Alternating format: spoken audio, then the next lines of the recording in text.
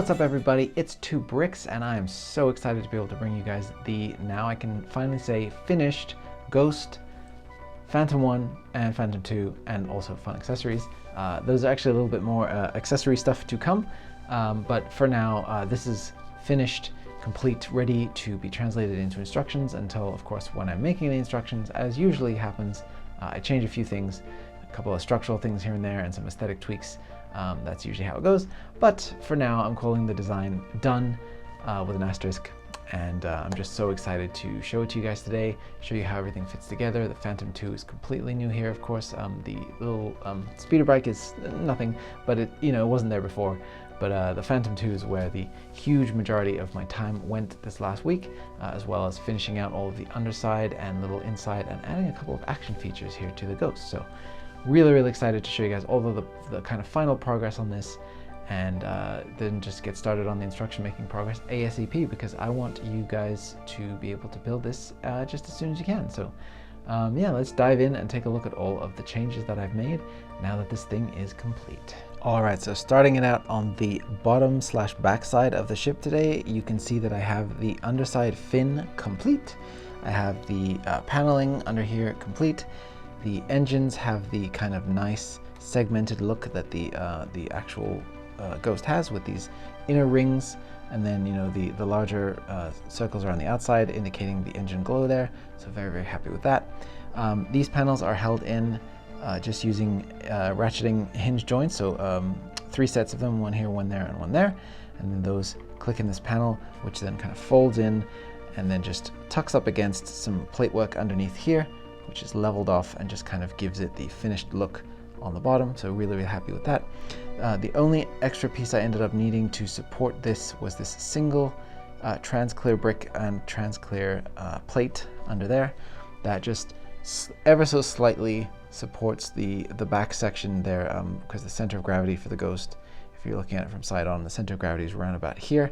So you just need that extra little bit of support under there to hold it all together, but it sits very nicely on the landing gear, as you can see, and just with that one extra brick, I think that works out just fine. Now, I have tried putting this onto surfaces like, for example, carpet. It does not want to be sitting on carpet. It wants to be on a flat surface like this, otherwise it does still want to tip back, because just, there is that danger when there's not enough support in the surface that you're on, that the back can start to overwhelm the weight. But on any table, shelf, or anything like that, this is perfectly stable and is definitely not going to tip. It's not going anywhere. It's really nicely secure. So very pleased with that. So moving around to the front, you can see here I've finished and kind of redone, reworked a little bit of the undersides. Let me see if I can actually get an even lower angle to show you guys.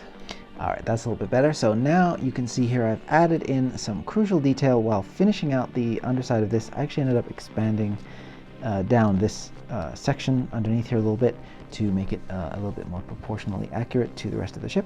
And I've added in, obviously, the continuation of the color scheme there, so the blue, the yellow stripe, and the piping detail that we see at the back here with this black detailing under here. But there is, as you can see here, a missile, which is in the correct spot. There are 2 on the Ghost, so one on either side, so there and there, they are mirrored.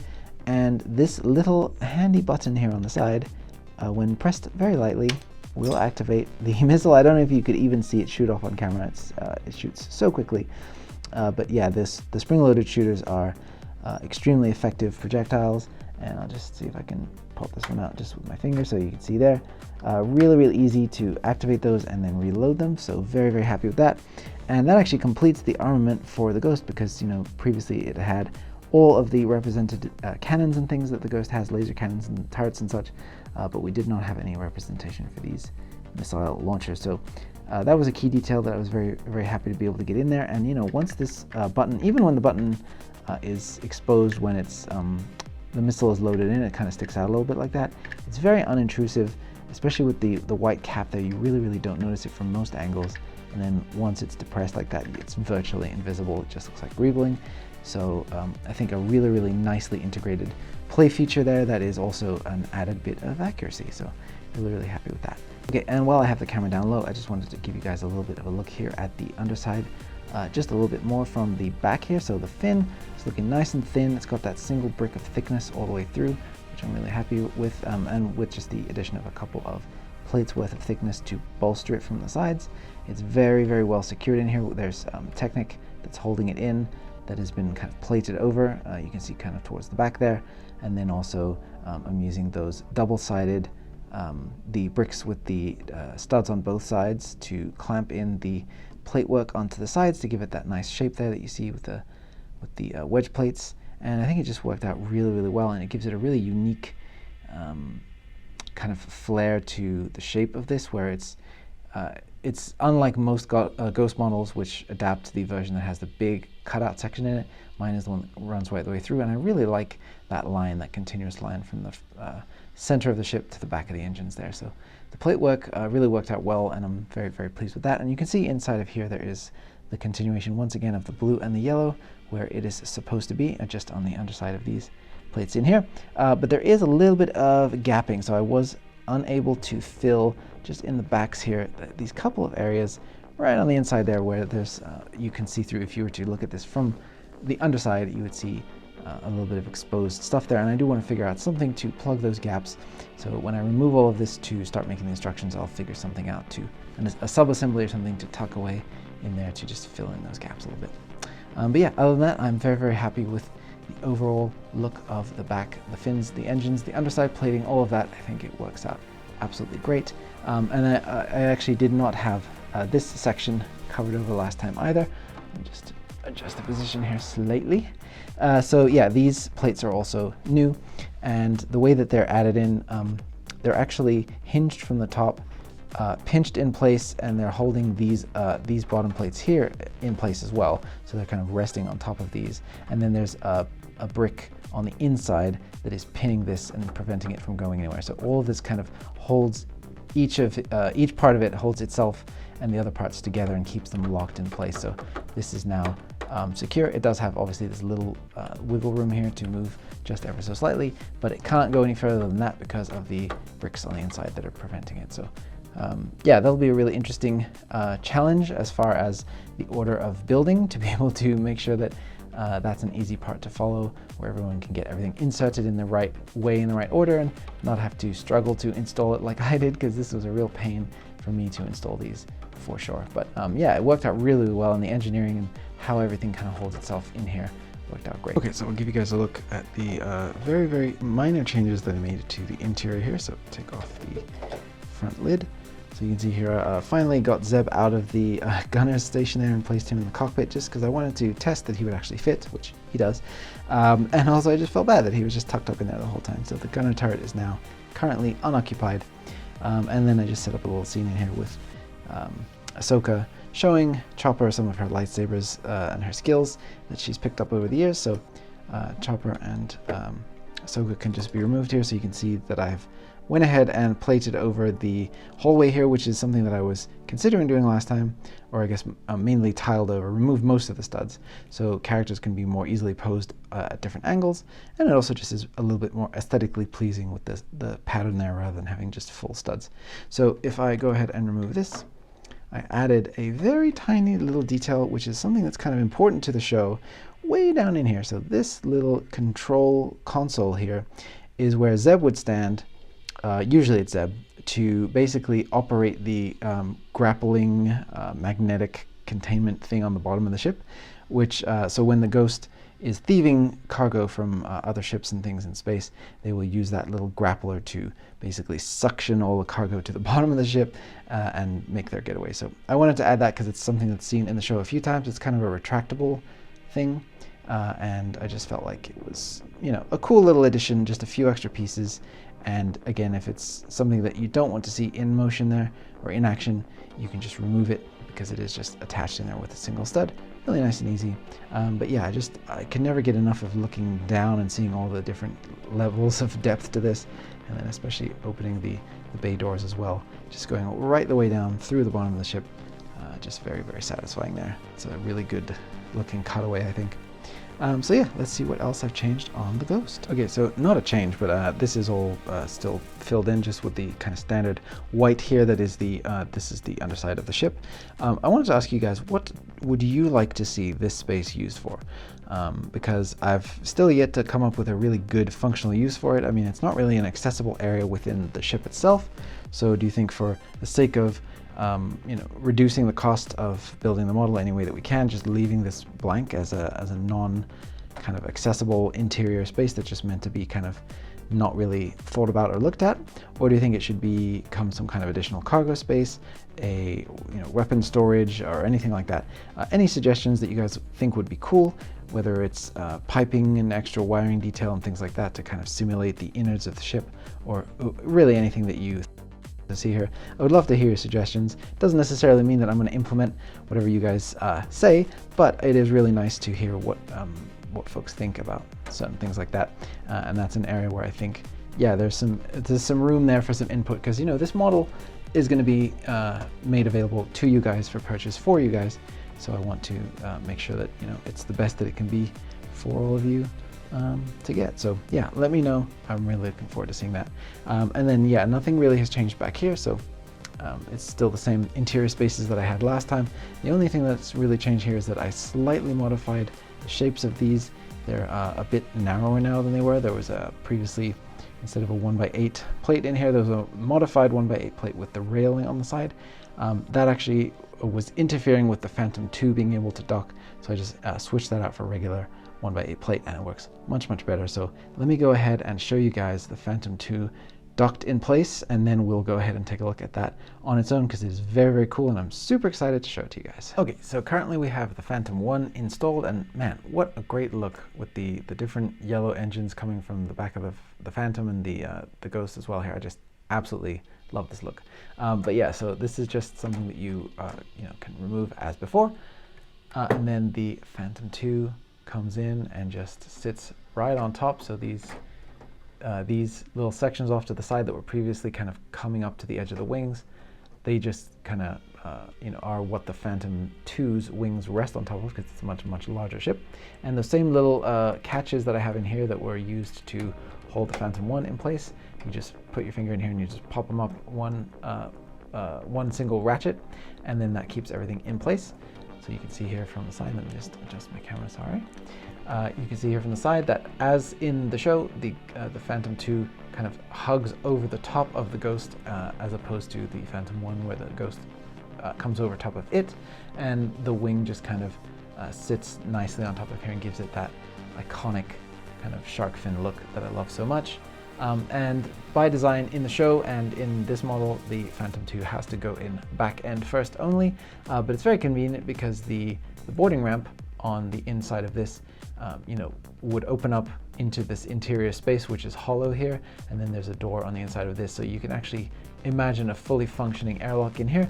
The only thing that you have to kind of ignore is the fact that the space, there's a teeny tiny little gap in there that is just has to be there, and I think that they actually cover that up in the Rebel show by having just a little bit of extra something added in here to kind of merge those completely after they switch to the Phantom 2. But yeah, for my design, there is a little teeny bit of gap in there, but again, it doesn't really matter. You can just imagine that there's a little shield or a force field or something over that to make a nice tight seal.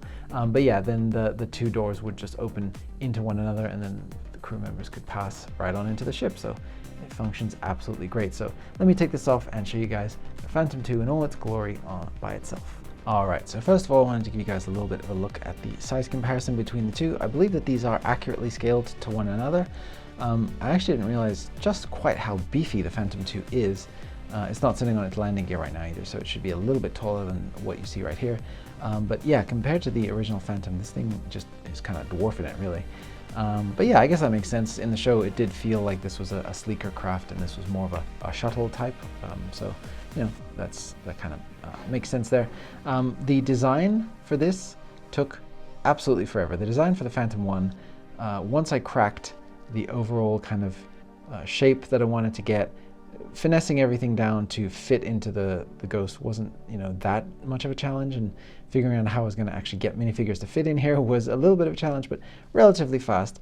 The Phantom 2 not so much. This thing was an absolute beast to design, let me tell you. So it can fit 2 crew members comfortably in the back, but you definitely can squeeze 3. And so you can see down in here I have Sabine and Rex ready for action.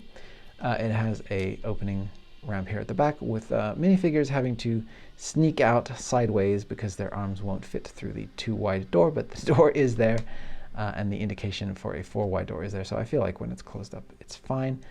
And then so we have 2 clips in here for weapon accessories. So currently Kanan is piloting the thing.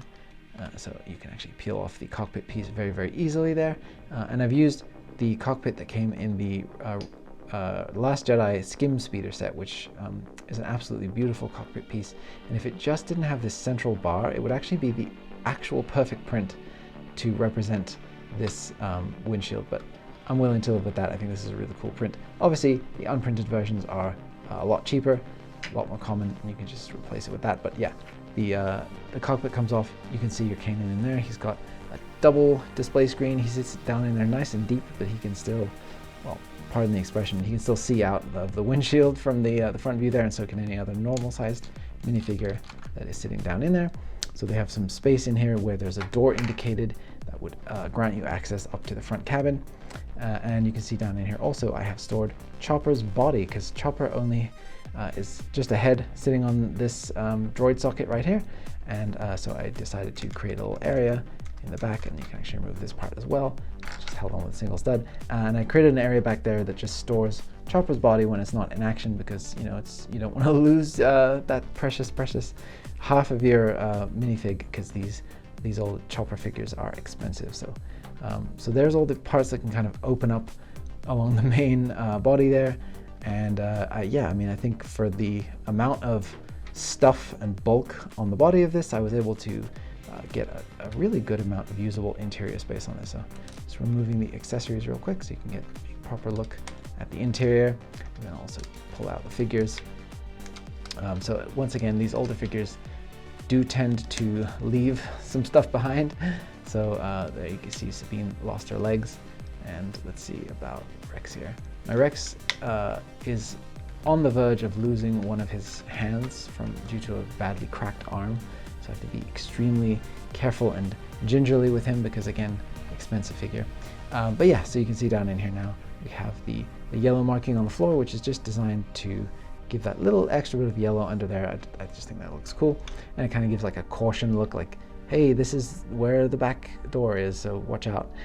You can see down in here I have an alternating pattern of tiles and studs for the characters to sit, but I'm actually going to be replacing these in the instructions with the 2x2s that have the same exact thing, just 2 studs and 2 blank, tile portions to it. But the 2x2s will hold on to the minifigs and then hold on to the ground a lot better and won't separate as easily as what you saw right there. So yeah, down in here you can see the little Chopper body, so probably easy to remove the seat and then just pull his body out. And you can place the seat back in there. So yeah, all of that usable interior space, really, really nice. So very, very happy about all of that. So let me go ahead and reassemble everything. So really nice and easy, just a couple of studs on the cockpit at the front, 1 stud for this in the back, and then 2 studs hold on the top wing here. So I've used the official, let me just move all these out of the way. I've used the official stickers from the set that came out, because they're absolutely perfect for what you need for this. I've tried to be really, really accurate with the color blocking. We have the blue in here with the really interesting yellow striping detail that kind of continues down into this wing. We have the body under here. I'm using these relatively new sort of quarter dome pieces here to flesh out the front. I have this nice detailing at the front with this triangular shape that's very recognizable, and also a little tiny bit of yellow that was kind of present in a large sticker on the original set. And then yeah, these really nice detailed landing gears. I believe these are supposed to be additional access hatches or doors that kind of slide open from the middle, but I'm not 100% sure about that. I actually have to go back and rewatch Rebels to double check on that.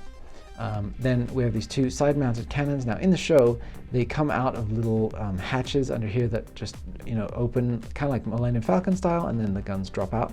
But I actually need the space to be clear for it to fit into the Phantom. or into the Ghost. So my solution is to mount these cannons sideways on the bottom here, so they are always out, they're always present. But if you want to simulate them being tucked away, you can pull them off. But I think this solution works really well because it is kind of an iconic part of the Phantom that it has these two backwards facing laser cannons. Makes it a little bit more formidable than you might think. And then the technique that I used for the top here to fill in this gap with this little kind of greeble trench, I'm so happy with this technique. This worked out so well to me. So what I've done is I've mounted a regular minifigure ski in the dark bluish gray upside down, and then I've attached a secondary piece here with a cone that just kind of perfectly fills in this little gap at the end here, because when I had these two plate-built wings with large gaps running down the center and I could kind of see right through to the other side, I was not happy about that.